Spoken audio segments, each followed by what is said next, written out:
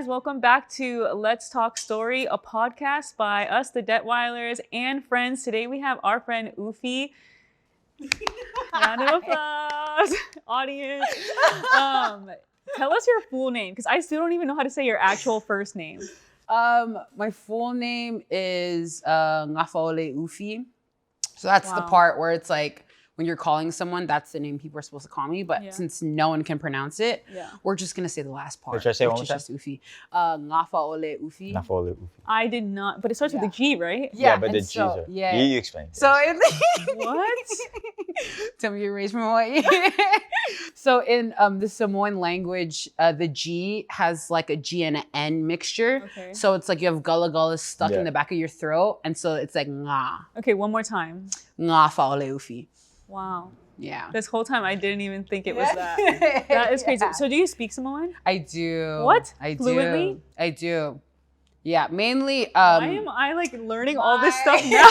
Bro, you've known her longer than me. I know. What the? I mean, I've heard you say words, but I Yeah. never really asked you. And obviously, you don't really go around talking Samoan. Yeah, because I don't you know need what to. Yeah. Because nobody can. It's mainly God. for like when I go to family events. My mom, her second language is English, so she can't really understand or speak Samoan or speak English that well. Yeah. So it's better to communicate with her in the native tongue. And so What about your dad?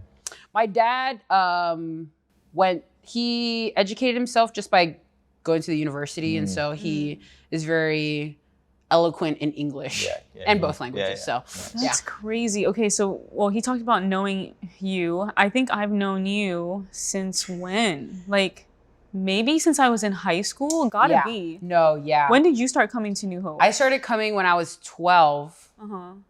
Yeah. But you were It's like always sixth kind of grade. around. You know, like how some of the kids were like always around. Yeah. And like around the high schoolers. You were kind of one I of was those. lingering. Yes, but I love it though. Okay, for those of you who don't know, we know each other from church, New Hope, here on Oahu, and wow. So yeah, I must have been in high school, and I feel like you were just a junior high kid at the time, and you were just around, and that's how we met. I don't remember the specific day or anything, but same. from church, for sure. For sure. That's crazy. Youth And then you guys ministry. met after me. Oh yeah, I mean when we started dating, I think that's when I met everybody. Do you remember when you, no? I have the Ignite, worst memory. maybe?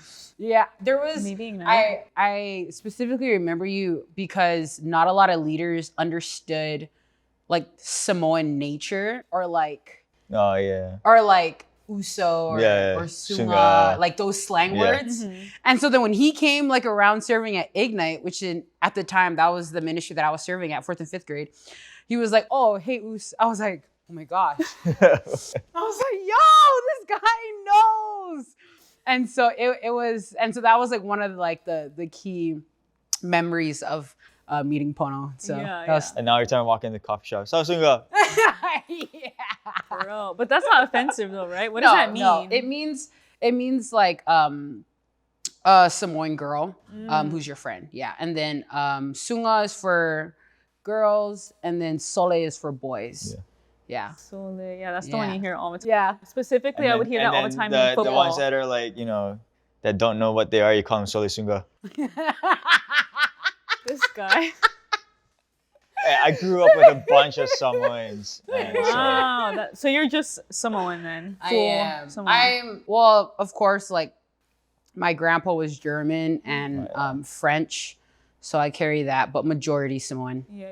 That's interesting. Like a lot of like the Polynesian cultures has a lot of German French in them. Because even I'm German French. Yeah, boy. Okay, so today our focus is culture, and I remember talking with you, I don't even know, a couple months ago, I feel like, and we were actually in the warehouse, just like in this dirty warehouse at the church, and Pono was fixing up Pono was fixing up a van, and then we were just like talking story, and that's when I learned more about like your culture, your upbringing, and so I just thought it was really interesting, and I love hearing people's stories and like how people grow up, because a lot of times it's like when you actually hear it, it's like, whoa, you didn't even realize that. And for you growing up, like, of course, all of us, we have like different trials and stuff as we grow up, but you probably as well too, but I just love your energy. And I just love the energy that you bring. And I know that when so many people come to our church, or when so many, not even church, but just when we're out and about, whether it's at the beach or whatever, so many people always talk about like just their first encounter with you and how much joy you are and that you bring. And so I just love that about you. So I just wanted other people to hear, because obviously you have like, that's who you are, that's your personality, you're very joyful, but I'm sure as well you go through tough times, or you have been through tough times. And so I don't know, I just wanted people to hear your story and a little bit about your culture, because we come from a bunch of different cultures together, and so we're still learning each other's cultures. And I don't know, I think culture is just a beautiful thing, everybody coming from different places. So yeah, I just wanted to hear a little bit about you. So maybe start off with, like, were you born here in Hawaii or? No. Okay, so tell us about born that. in California. What? I literally thought you were gonna say Samoa. What? Literally I'm the most of like random- American. Wait, so how did your parents get there? So my parents, they both came. So my dad came primarily as a missionary, and then since he got his green card, he wanted to go towards education, and so he sort of came to the universities of Hawaii, and so that's how he came here. And then my mom's story, she actually sort of had an arranged marriage. Wow. I know, dude. I learned this like this year, and I was tripping. I was like, Mom, no way. and so what had happened was in Samoa, back in the time when my mom was like my age or younger, someone asked went up to my mom's parents. They passed away. So it was the elder sibling who watched over all of them. And so then he was like, hey, like, I want a wife. Not specifically like that, just summarize. Right. He was like, hey, I want a wife. And then they were like, oh, here, and then proposed my mom. And my mom, being the strong woman she was like, I'm not marrying this guy. Like, heck no. And then the older sister was like, okay, if you won't marry him, then your youngest sister, who was like 15, 16 at the time, is going to marry him. And so then my mom was like, I don't want that to happen. And so then she was like, I'll just marry him. For the team. Yeah, she took one for the team. But hey, she got citizenship. And so she came here. It was funny because he was a videographer. And so he was very like heavy in like the media and stuff. And so she came here, married to him. And then of course, I think in the Samoan culture, it's very normal for the females to be very submissive. And so that's when I realized that my mom wasn't really thinking for what she wanted. And it's like, even the little things, I was like, hey mom, what do you want for Christmas? She goes, just Interesting. She doesn't even like, she won't think beyond, because they don't grow up with that mentality. Because there was no room for her to think for herself. But yeah, of course, like later on she'll start like desiring things, but that's what I realized, like she was very submissive in a lot of the things that she would do in life. But there was that, and so she came to Hawaii with the guy, and he was Palangi guy, which in other words, haole. Yeah. And so so they came over, and then that's when my dad, knowing that my mom was married, literally sees her, funny story, sees her smoking a cigarette at the bus stop because she was waiting for him to finish like his video shoot.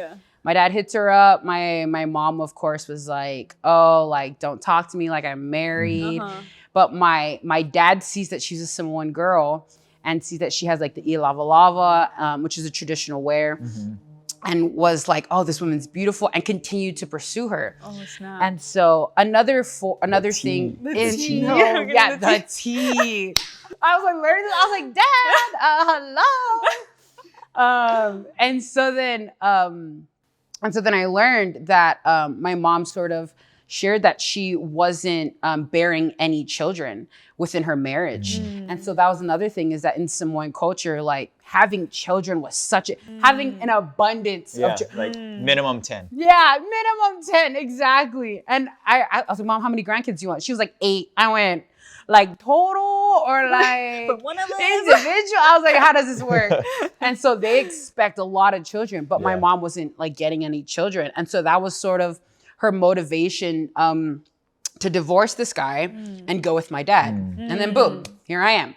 I mean, no, yeah. That's so they ran away to California. I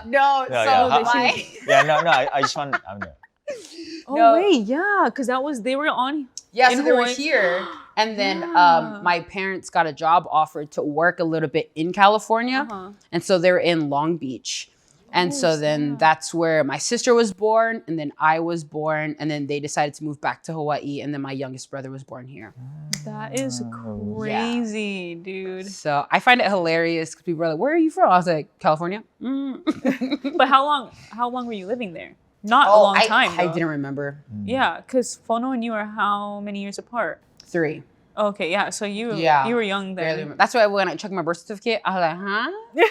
I was like, "Mom, what?" That is crazy. Does your sister have any memories of California? I think so. Yeah. Yeah. Yeah, because she was a little bit older. Because how many years apart are you guys? She would have been at least 5. Oh, okay. Yeah. So maybe a little bit of memory. Yeah. Dang, that's crazy. Okay, so now that you're in Hawaii, growing up, you're probably like, who knows, 2 years old. Yeah. What is some of the memories from that? What was your childhood like here? Yeah, I was raised in the housing of Cam Housing in Kalihi. Let's go. Yeah. So right across from Farrington High School. Yeah. And so I was raised there, but because my parents, they didn't know anyone because all their immediate families, like aunties, uncles, cousins, they're all in Samoa or New Zealand. Right. So we had no one to watch us. And so my dad, he worked security at other housing complex. And so he'd drop off me and my siblings. And at this time, my mom, at this age, I guess like around like 8 to like 12, my mom and my brother would travel to Samoa a lot. Oh, wow. And so it was a lot of just me, my sister, and my dad. And so my dad would drop us off at our other aunties and uncles that he worked with at their house. So I was raised in like multiple different housings of Kalihi. So there's Cam Housing, Marites, KPT. KPT, and then Cam 4. And so we just sort of grew up in that atmosphere of like an abundance of Micronesians, Polynesians, and so that's what I was used to. And so, yeah, being raised in Cam Housing was super dope, super fun. I got to see like actual gangsters getting mobbed by policemen, and I was like, "Yo, what the heck? Like, this is dope." And then my mom was like yelling at me At like 6 years old. You're I was like, "Oofy, get over here!" I was like, "This is so cool." I didn't know what was going on. I grew up. I was like, "Okay, That is got you." crazy. And so I didn't understand the like how crazy of the atmosphere that I was growing up in because not so long before we moved to where we are now, there was actually like a murder that happened within our housing complex. Oh, wow. Yeah, and like I danced hula with her, and like we didn't realize. And so in my mind, all I knew was that the area that I grew up in had all my friends, all my memories. But as a parent, it's like this place is such a high high crime place. But I didn't know that. And so that's why like when we moved, I would tell my mom, I was like, "Mom, drop me off at the housing. Like, come on. Like, I just want to see my friends." And then they're like, "No." And so I'd retaliate. I was a huge BITCH. I was the biggest. And so then that's what moved my parents to take me into youth ministry because they're like, "You're becoming brats. We don't know what to do. Go to church." Were they going to church at the time? Yeah, or so not New really? Hope was their church. Oh, okay. Yeah, okay. and so because we lived at Cam Housing and New Hope was at Farrington High School, we just like walked across the street. And so the youth ministry happened over here. And so my parents would just drop off me and my sister and was like, "Hey, Pastor Micah, these kids are rotten. Help them out." And so that's how I met you. I met Brandy Lauer and like Pua. Yeah, and all those people. That's crazy. Okay, before we get into all that, because we could talk about that forever, I feel like, can you tell us like some of the cultural things that are maybe a little bit different, maybe a little special to the Samoan culture that is like, I don't know, different from like Americans or even other cultures? Like, what are some things that, I don't know, are interesting or even significant? Yeah. Well, I think the obvious thing is that Samoan culture, and I think a lot of the other Polynesian or Pacific culture is they live in a collective like mentality where it's like it's family or like it's whoever you're with. Like your village. Yep, it's your village. And so For instance, like for me, it's normal for me and my siblings who are full-grown adults to be living with them, to help with the bills, to help with the house. But in the American perspective, because it's more so focused on individualism, it's normal for, I think, someone from the mainland, for their parents to be like, all right, you're leaving after you graduate. You're done. Like you're going, we're sending you off. And so that's because my parents were raised in Samoan and I was raised here. That was something that I craved, is I wanted to leave so bad. But because my parents, they were like, no, like you don't have the money, you're not taking out loans. And I'm just like pulling my hair. I was like, no, I have to leave. And so that was like the huge difference, is that they were raised and trying to, I guess, put what they were raised in on me. And so that's not what I was used to since I was raised here. And so a lot of the things would be like, whatever I have is theirs. And so the security or the privacy, there is not a lot of privacy in like a Polynesian household. And so like, for instance, I opened a savings account in when I first started college. My mom was pissed. What? Really? She was mad. But like, you know, like any other American like family, it's normal. Like, yeah, save money, like do that. But then my mom was like, that's selfish. She was like, how could you just be hoarding all this money? We need to pay bills. We need to do all these things. And in my head, I was like, yeah, we'll work towards it. But like the saving, like the significance about a saving account is something that I valued. And like, if there's ever an emergency, I can use it. And that's, you know, it happened 4 times. Like my family used my savings account for emergency purposes. And I had to, and I was like, this is why we have a savings account. And so, but then in that moment where I had a savings and they didn't, they would be like, oh, don't you have like thousands of dollars in your savings? And I was like, yeah, like for me, like for like the school that I go to, that's like eating my wallet. Like that's what it's for. And so, and so that was hard for my mom, especially because my dad, he went to college, so he sort of understands that dynamic. So he's like more flexible. But my mom is like one of the hardest people to like explain things, because she just, it's hard for her. So we were in the bank and I was opening up my savings. She's calling her sister in Samoan. She was like, yeah, my daughter's opening a savings. She doesn't want to give me $1,000. Like, for us. I was like, no. Oh my God. And she's speaking in Samoan, so no one in the bank understands her but me. And I'm like sitting there trying not to get upset. I'm like, Lord, please. Like, am I doing the right thing? Should I just give her all the money so she can like stop? But it's moments like that where it's like, oh, this is the cultural tension, like the culture clash that's happening between a daughter who was raised in America and then a mom or like a dad who was raised in Samoa. So, that's crazy. Yeah, same thing with Hawaiian culture too. Is like, and over the years it's kind of like dissipated and now it's like Americanized. But like, yeah, your family, your parents invest all this time and money into you growing up, and then when you're old enough to make money or, you know, whatever, contribute, they expect you to contribute to the bills, to the house and whatnot, as long as you're living with them. But yeah, it's interesting that the Polynesian culture is like that. The one cool thing I love about Polynesian culture is what you said, right? It's very like family oriented. And that's why I have a bunch of Mormon friends and Samoan Mormon friends, and like they're very in tune with each other. They're very like family first. And that's one thing like I always like look to and I was like, oh wow, that's so cool, because like as Christians, right, we don't always put our family first, right? Like how they do, right? And so I was like, oh, that's something that like I want to do with my own family, is like value them and make them feel loved and included in everything. Like we just opened up a bank account for Ryder. He's 2 years old, right? And we want to teach him the importance of stewarding, saving money, budgeting later on in life. But like Ryder,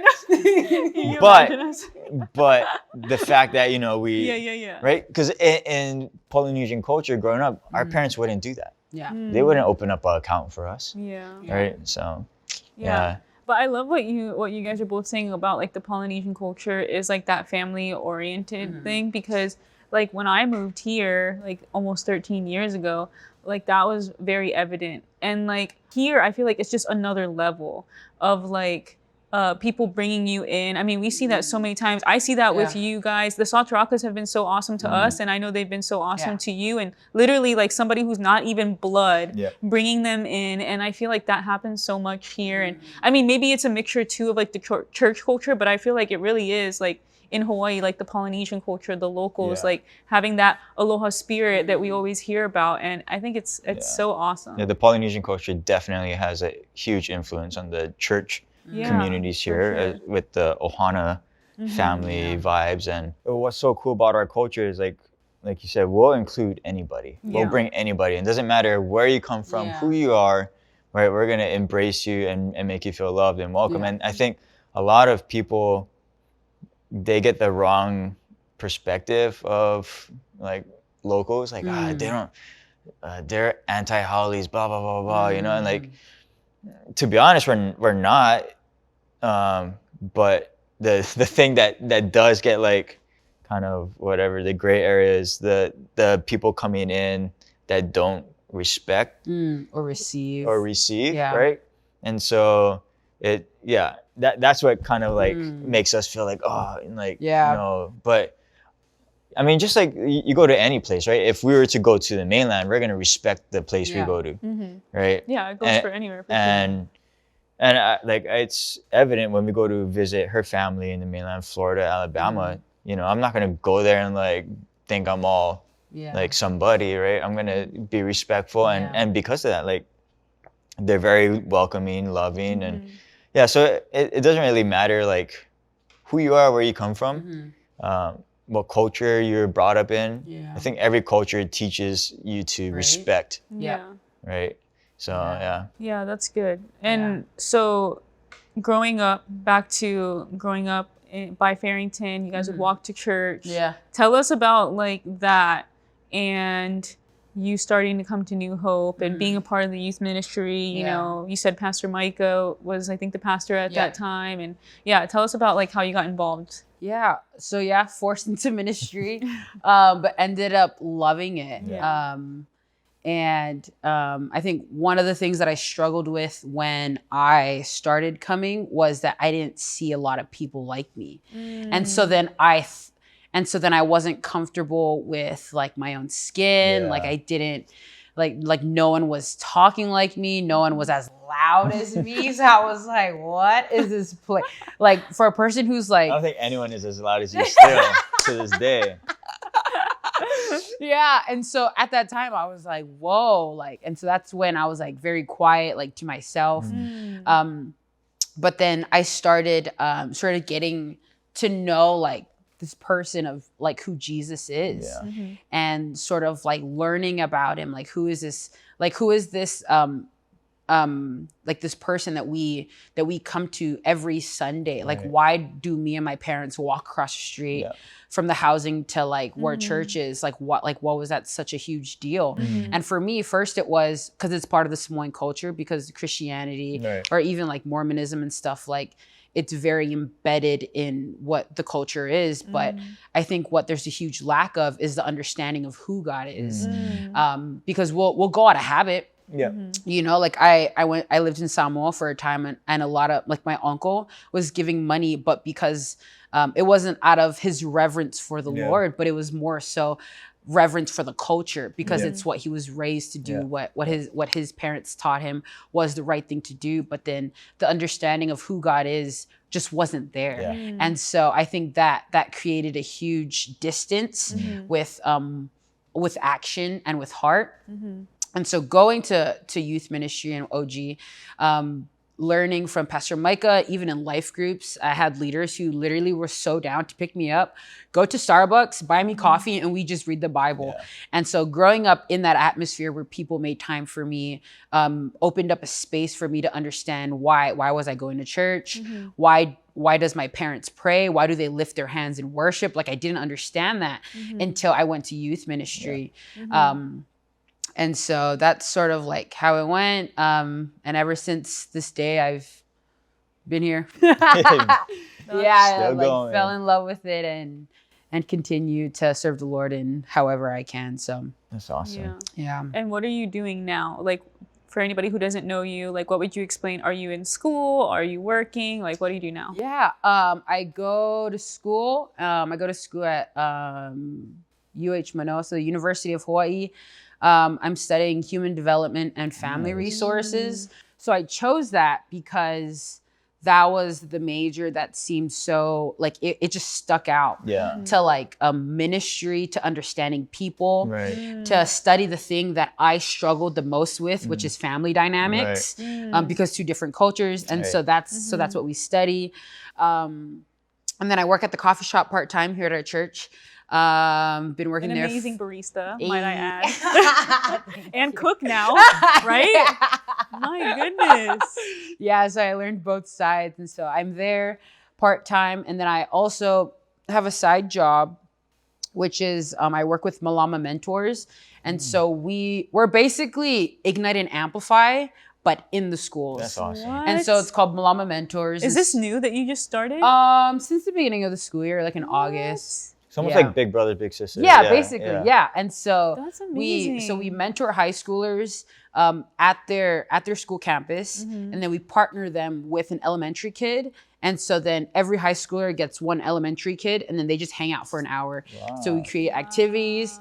And so that was one of the things where I'm like, literally, this is what I've been doing, because I've served in youth ministry, 4th to 5th grade, middle school, like my entire life. Right.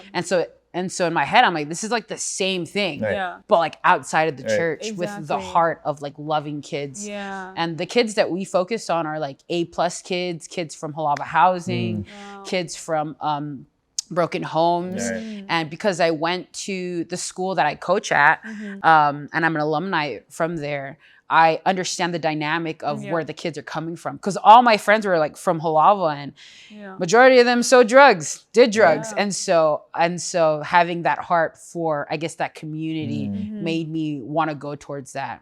And so those are the main three things. And then I also, I try not to like make myself so busy, because that's what I've been doing for the past 5 years. And so when I can, I sort of like serve with Collective on the worship team. But yeah. You mentioned something, with the whole mentoring thing, and even just going outside of the church is really awesome. But one thing that I love about you is that when you meet people, at least from what I kind of observe and see, is it doesn't seem like you like judge them at all. Like there's no judgment from the beginning. And so maybe we can just talk about that, because I feel like we live in a world of social media, and it's very easy to judge people based off of their Instagram. It's very easy to compare, but also just and also because social media is so big, like so many people, they just kind of stick to their phones and won't even talk to other people. Like the social, This the generation. social. about that. Okay, yeah, no, because I think it's very Give us your interesting. synopsis.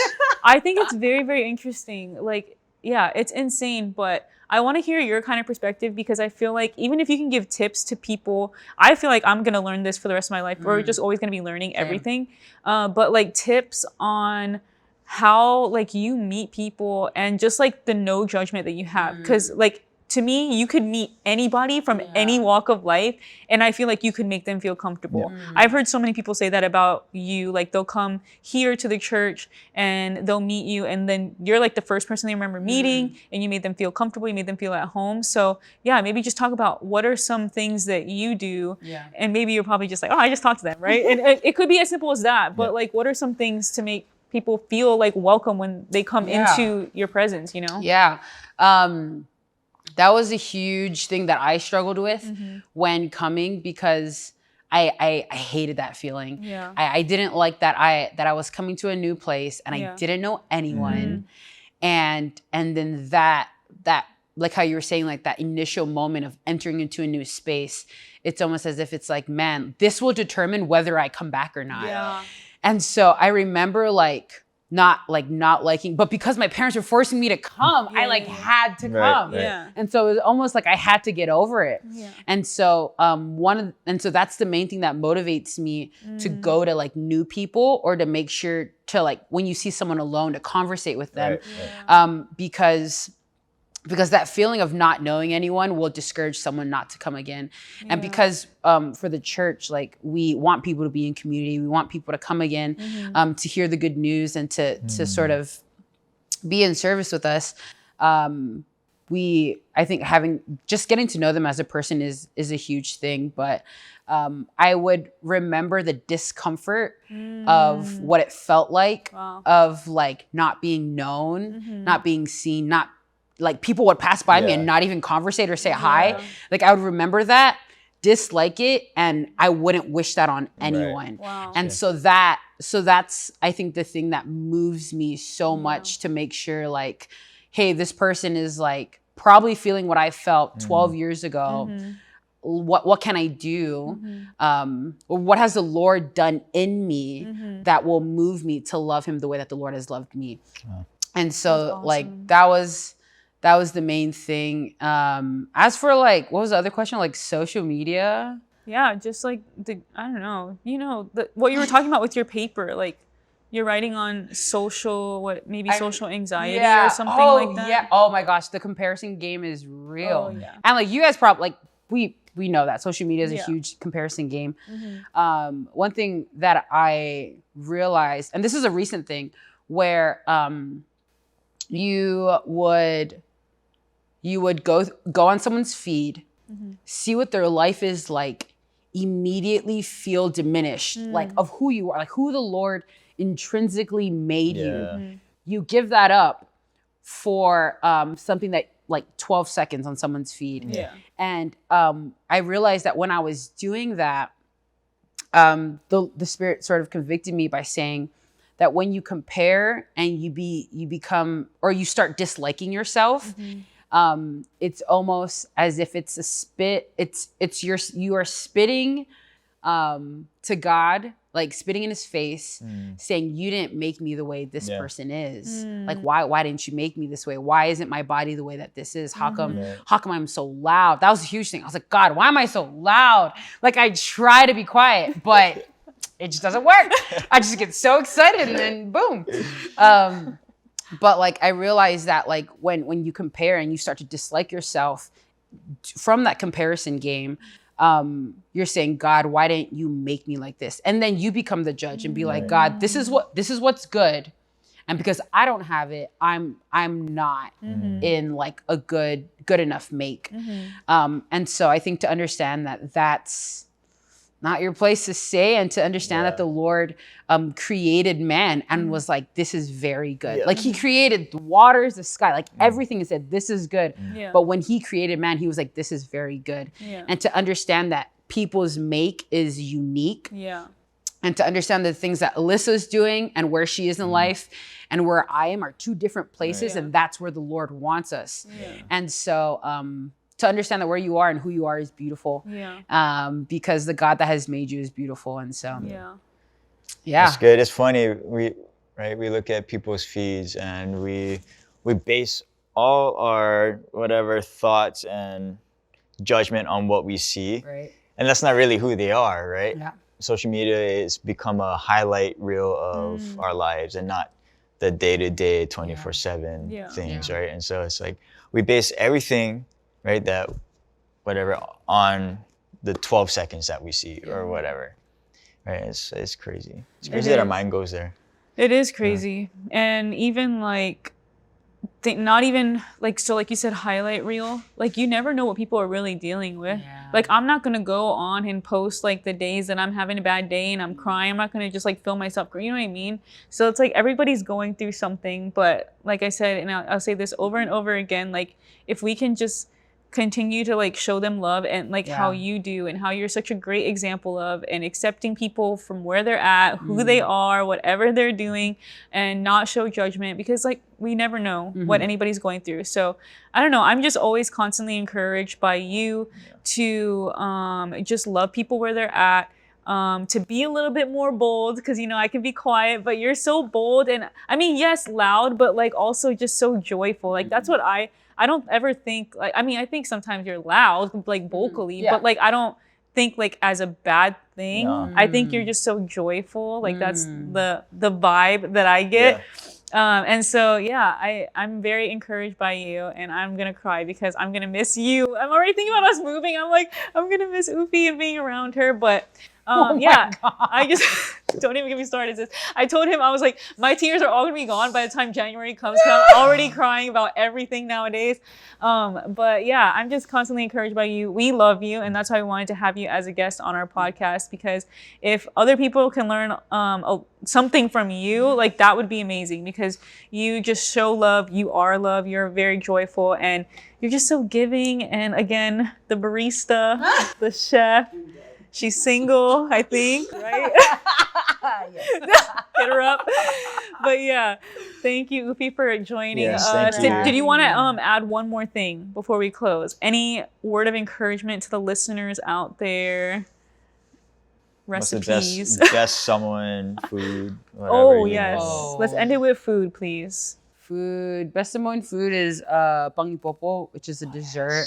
It's like baked bread rolls, but it's baked in sweet coconut milk. Yeah. If you eat a lot of it, you have the runs. Yeah. Well, it's dairy free, but oh yeah, my but that gosh. coconut. that coconut hit different. Yeah. That was crazy. Yeah. So good. if you ever want to go to Samoa, let me know. Oh, You gotta there pay we your go. own way. You gotta pay your own way. What should be your tour guide? Oh my gosh. All right. Well, thank you, Ufi, for Thank joining you for us. having me. And thanks everybody for tuning in this week to Let's Talk Story with us, the Detweilers, and Ufi today. We hope you guys enjoyed today's podcast and you even learned a little bit, Thanks for watching on YouTube if you're watching on YouTube, and Spotify and Apple Music. We'll see you guys next week. Bye.